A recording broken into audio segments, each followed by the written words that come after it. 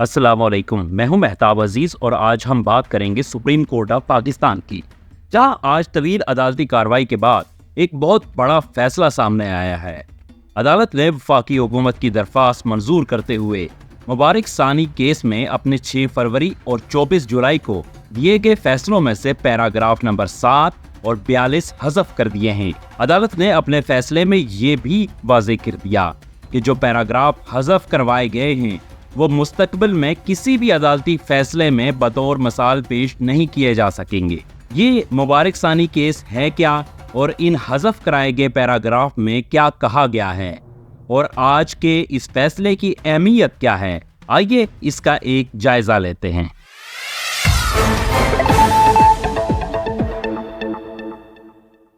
Justice काजी फायज ईसा की सरबराही में आज 3 रुकनी बेंच ने, जिसमें जस्टिस अमीनुद्दीन खान और जस्टिस नईम अख्तर अफगान शामिल थे, मुबारक सानी केस की समाअत की। चीफ जस्टिस काजी फायज ईसा ने समाअत के आगाज पर कहा कि अगर हमारे फैसले में कोई गलती है तो उसे ज़रूर दुरुस्त करेंगे। उलमाए इकराम से पहले भी राय ली और अब भी लेंगे। फिर फैसला सुनाते हुए चीफ जस्टिस ऑफ पाकिस्तान ने कहा कि हम किसी गलती से मुबर्रा नहीं हैं। हमसे गलती हो तो अना का मसला बनाने के बजाय इसकी इस्लाह की जाए। इसके बाद उन्होंने अदालती मुख्तसर फैसला उर्दू में पढ़कर सुनाया। फैसले पे बात करने से पहले आइए देखते हैं कि ये मुबारक सानी केस है क्या। ये वाक़या 7 मार्च 2019 का है, जब सुबह पंजाब के ज़िला चिन्योट के एक मुकामी थाने में दरख्वास्त दी गई कि कादियानी मज़हब के चंद लोगों ने एक ममनुआ और तहरीफ शुदा कुरान की तफसीर, जिसका नाम तफसीर सगीर है, की कापियाँ स्कूल के बच्चों में तकसीम की हैं। यहाँ ये बात वाज़े कर दें कि ये तफसीर कादियानी मज़हब के बानी मिर्ज़ा ग़ुलाम अहमद कादियानी के सबसे बड़े बेटे और कादियानियों के दूसरे खलीफा मिर्ज़ा बशीरुद्दीन महमूद ने लिखी है।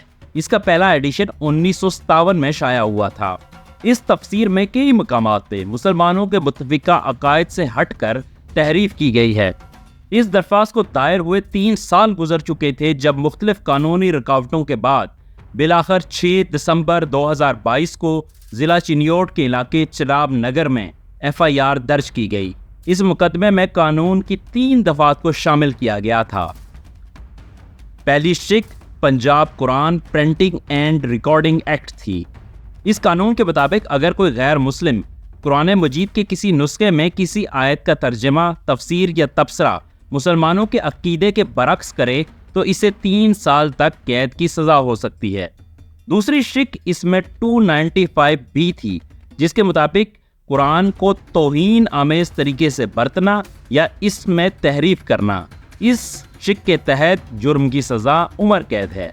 मुकदमे की तीसरी शिक 298C थी, जिसके तहत कादियानी अपने अकायद की तबलीग नहीं कर सकते और इसकी सज़ा 3 बरस कैद है। इब्तिदाई FIR में किसी शख्स का नाम शामिल नहीं था, सिर्फ कादियानी मज़हब के चंद अफराद के हवाले से ये केस दर्ज हुआ था। लेकिन फिर 7 जनवरी 2023 को पुलिस ने अपनी तहकीकात मुकम्मल करने के बाद मुबारक अहमद सानी नामी एक शख्स को ममनुआ तफसीर तकसीम करने के इल्ज़ाम में गिरफ्तार कर लिया। इस मुबारक सानी ने अपनी गिरफ्तारी के खिलाफ पहले चिन्योट के एडिशनल सेशन जज की अदालत में अपील की, जो मुस्तरद हो गई। फिर इसने लाहौर हाई कोर्ट में अपील की, जो 27 नवंबर 2023 को मुस्तरद कर दी गई। इसके बाद इसने सुप्रीम कोर्ट में अपील दायर की, जिसमें सुप्रीम कोर्ट ने 6 फरवरी 2024 को समाअत करते हुए मुबारक अहमद सानी की जमानत मंजूर कर ली। जस्टिस फायज ईसा ने फैसले में कहा कि चूंकि सन 2019 में ममनुआ किताब की तकसीम जुर्म नहीं थी, इसलिए दरख्वास्त गुजार पर यह फर्द जुर्म आयद नहीं की जा सकती। जमानत तो हो गई, लेकिन अदालत के तफसीली फैसले में 2 पैराग्राफ ऐसे थे जिन्होंने पूरे मुल्क में हलचल मचा दी। लोगों को महसूस हुआ कि इन पैराग्राफ की वजह से पार्लिमान और अदालतों के माजी में कादियानियों के हवाले से दिए गए तमाम फैसले और कवानीन मनसूख हो गए हैं और आइंदा के लिए कादियानियों को खुलेआम अपने अकायद फैलाने का लाइसेंस दे दिया गया है। ये एक फ़र्द के बजाय मुल्क में ख़त्म नबूवत के मुत्तफ़िक़ा अक़ीदे के ख़िलाफ़ फैसला आया है। इन पैराग्राफ्स में अदालत ने कहा क्या था, आइए इस पे भी एक नज़र डालते हैं। अदालती फैसले के पैराग्राफ नंबर 7 में कहा गया था कि FIR में मुल्जिम पर مجموعہ تعزیرات کی دفعہ 295B کا ذکر کیا گیا ہے، لیکن کسی قانونی شک کا صرف ذکر کرنا ملزم کو اس دفعہ کے تحت جرم کے لیے ذمہ دار ٹھہرانے کے لیے کافی نہیں ہوتا۔ FIR کے مدرجات میں توہین قرآن کا الزام بالواسطہ یا بلا واسطہ نہیں لگایا گیا، اور جس ادارے کا یہ واقعہ ہے جس پر یہ FIR درج ہوئی ہے کہ وہاں ممنوعہ کتاب تقسیم کی گئی تھی، اس کی ملکیت قادیانیوں کی ہے، اس لیے اس فعل پہ مجموعہ تعزیرات کی دفعہ 298 کا اطلاق نہیں ہو سکتا۔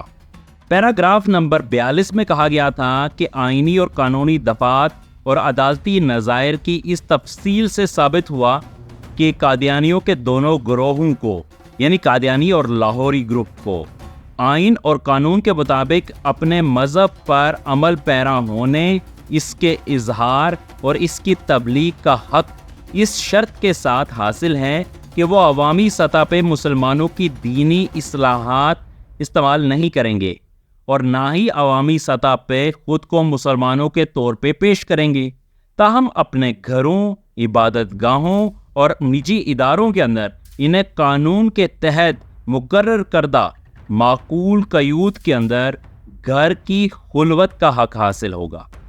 اس پیراگراف سے عام طور پہ یہ سمجھا گیا کہ قادیانیوں کو اب اجازت دے دی گئی ہے کہ وہ اپنے گھروں کے اندر، اپنی عبادت گاہوں کے اندر اور اپنے نجی اداروں کے اندر لوگوں کو بلائیں اور وہاں پہ اپنے عقائد کی تبلیغ کریں، اس پہ اب کوئی پابندی نہیں رہی۔